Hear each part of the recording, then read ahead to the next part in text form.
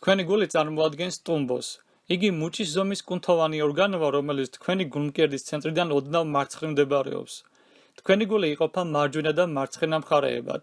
ეს დაყოფა ჟანგბადით მდიდარ სისხლს ჟანგბადით ღარიბ სისხლთან შერევისაგან იცავს.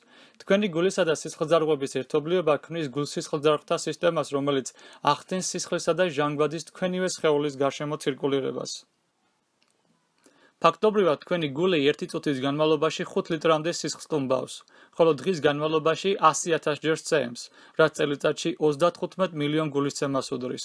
ჟანგბადით ღარიბი სისხლი, იგივე ლურჯი სისხლი, უბრუნდება გულს თქვენი სხეულის ირგვლივ ცირკულირების შემდეგ.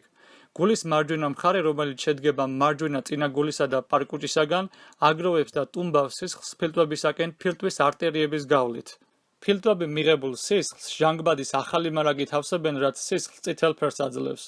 შემდეგ ჟანგბადით მდიდარი სისხლი, იგივე წითელი სისხლი მიემართება გულის მარცხენა მხარეს, რომელიც მარცხენა წინა გულისა და პარკუჭისაგან შედგება, ხოლო საბოლოოდ აორტას გავლით სისხლი მთელი სხეულისაკენ მიემართება, რათა მოხდეს ქსოვილების ჟანგბადით მომარაგება.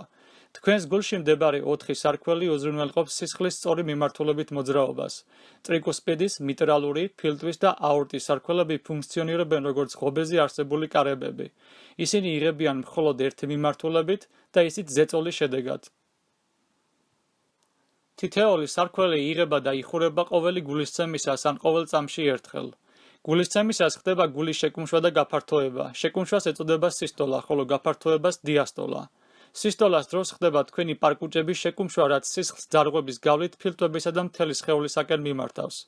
ეს პროცესი ძალიან ჰგავს კეჩუპის პლასტმასის ბოთლიდან გამოდევნას.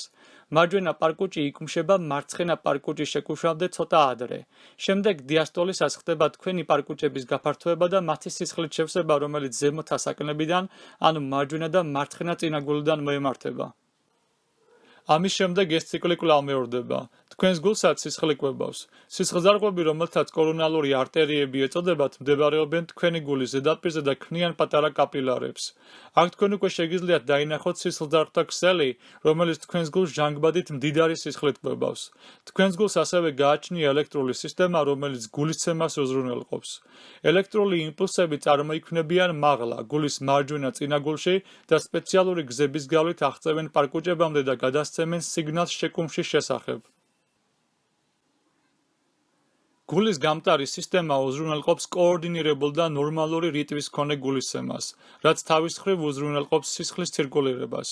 ჟანგბადით ღარიბი სისხლის ჟანგბადით მდიდარ სისხლად განუწყვეტლივი გარდაქმნა არის ის, რაც ჩვენ სიცოცხლეს გვინარჩუნებს.